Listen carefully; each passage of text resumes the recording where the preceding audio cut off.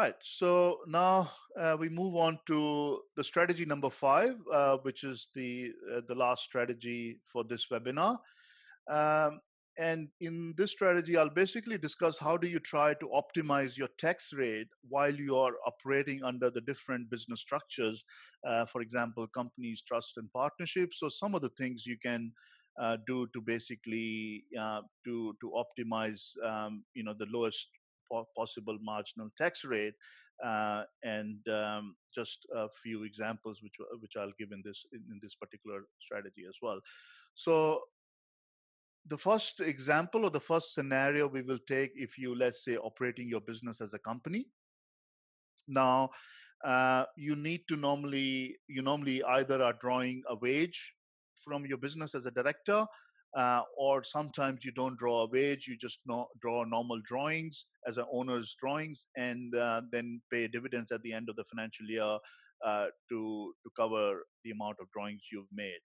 So as you would as you would know that the company pays a lower tax rate, 27.5%, if you are a small business. Um, but when the income flows on to you as an individual, then it is taxed at your progressive marginal tax rates. So you need to work out before the end of the financial year, if you're doing a top of your wages, or you pay lump sum dividends at the end of the year. Try to balance that out to make sure that you only draw that much which you need in terms of your cash flow, so that you can keep yourself in a lower marginal tax rate, rather than having to draw too much income in that particular year that pushes you into higher tax bracket, and you're not able to use the lower tax rate of a company. So in those instances, you can, because in a company you can retain the profits, which is a little bit different to the trust, which we will discuss in the next scenario. But in a company, you can retain the profits as long as you want. And the company pays the tax at 27.5% in the year it earns its income, and the profits can stay within the company as its retained profits. And you can distribute them to the owners or the shareholders in the way you like. So it's important to do that sort of balancing act to make sure that you can use um, the best optimum tax rate, because in a lot of instances, that your income could be a little bit lower in a particular financial year. Let's say if you were also earning a salary, or you're earning other investment income from other sources, you can plan a little bit that in which year you want to draw your income from the company, rather than just in a habit of drawing a particular uh, income in a certain way, and without sort of analyzing that you can balance it out within the financial between the financial years to get the best tax outcome.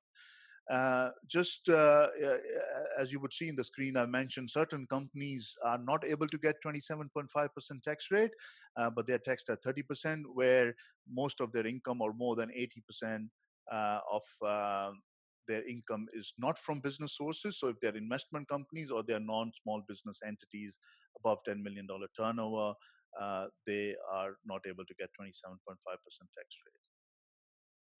So also, you would think that to optimize the tax, let's say if you need to reduce your wages or drawing or of dividends, but you need more cash in a particular year for a certain reason to draw out of your business or out of your company. There are different ways. You can always look at a director's or a shareholder's loan. There are certain conditions and rules and to meet to draw a director's or a shareholder's loan from a company, and it's called a Div 7A loan arrangement, which I won't go into detail in this webinar. But there are ways where you can temporarily take a loan from a company rather than being treated as an income, and you have to pay that loan back to the company in a certain way or within a certain time frame, and you have to also pay a minimum rate of interest. But sometimes that strategy is quite beneficial, because you can balance that sort of income between two financial years to get a better tax outcome. So the next scenario is if you are operating as a family trust now, or a unit trust. Now, I'll take an example of a family trust, because in a trust you cannot retain your taxable profits. So you have to make your beneficiaries presently entitled before the end of the financial year, which basically means that the trustee has to pass a resolution before 30th of June of any financial year ending, to declare that whom the trustee wants to distribute the profits to in that particular financial year. And you can only make trust distributions to an adult beneficiaries, because if you make a distribution to a minor, then the trustee will be taxed at the maximum marginal tax rate. So that is normally, practically, we don't normally distribute. There's only a very small amount which you can pay to a minor beneficiary. So generally, in practical instances, we distribute to the adult beneficiaries. So you need to basically see, if you are a family business, how many adult beneficiaries you have in your business, or in your trust, whom you can distribute the profits to, depending on if they're earning income from any other sources. So I mean, try to exhaust all those beneficiaries in terms of distributing your profits. So, like, you can use your adult children if they are not earning any other significant salary income. Now, once you have distributed all the profits to all the adult beneficiaries up to their optimum tax brackets, then you can look at distributing the profits to other companies under your control. And those companies could be, one of your other trading companies, or their investment companies just holding investments. But if you distribute it to those companies, they'll be paying either 27.5 or 30%, depending on which rate applies to them. But could still be a much better outcome compared to paying a higher income to the individual beneficiaries, which will take them to a much higher tax bracket, or up to 45%. So again, that distribution planning is very important and has to be done before the end of the financial year, because the trustee has to sign distribution minutes. And we've been doing this for many years for most of our clients. We do that tax planning before the end of the financial year. And if they are operating as a family trust, we have to make sure that we decide the profit distribution, and we prepare the minutes, and that's signed by the trustee before the end of the financial year.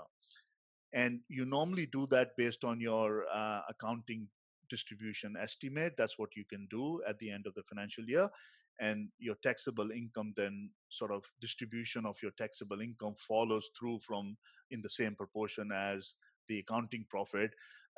Generally, there is always a difference between a taxable profit and an accounting profit, and that is because we have to make certain adjustments, like let's say you're claiming depreciation in the books at a different rate compared to what the tax depreciation is allowable against your taxable profits. Certain deductions are disallowed. Let's say superannuation, put it as an expense in the P&L, but it's not deductible because you didn't pay it before the end of the financial year.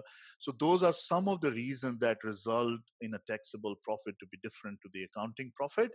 um, but you have to use the same proportion in which you decide your accounting profits to be distributed, and that then is applied at the time of when we prepare a tax return after the end of the financial year. Now, the scenario number three, just a partnership, very limited options, because generally you have a fixed share in a partnership. Let's say two partners, 50-50, or a family business, husband and wife, 50-50 share, or you could be, three partners with 1/3 share each. Normally, in that instance, the profit is distributed in the share of the partnership ratio, and that gets taxed in the hands of the partners in that ratio. So there's not much you can do really, but there is an option in case of a family partnership, husband and wife, and one does a little bit more work than the other. you can provide a partner's salary to one particular partner, and that can change the allocation of your overall profit. So example, if you made $100,000 profit, you have an option to either divide that 50-50, of course, in the ratio of their partnership, and then they get 50,000 each as income from the partnership. But let's say if one husband is doing more work, you can always allocate $40,000 salary to the husband. Then you have 60,000 remaining profit to be distributed half half, which is 30,000 each. That means then the husband's income will become 40 plus 30,000, 70,000, and the wife 30,000. And that strategy can be adopted where, let's say, wife is also doing a part-time job, and she earns salary from other sources. Then, if you're just distributing in a normal 50-50 way, that can push her in a higher tax bracket. So that's another area where you can do a bit of your planning, which we normally try, as when we do for our clients.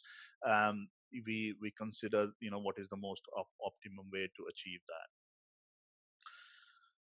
So I think that brings us to the end of the presentation. We've got some time for the questions.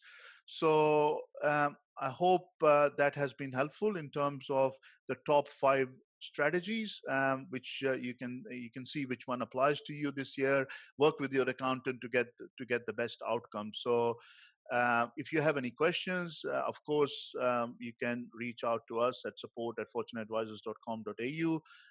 You can follow our website or us on our social media. You'll see a lot of webinar recordings will be released there. A lot of our other sources, on our resource page. There's a lot of articles, blogs, and a lot of technical and general content we try to release for our clients and the business community on a regular basis.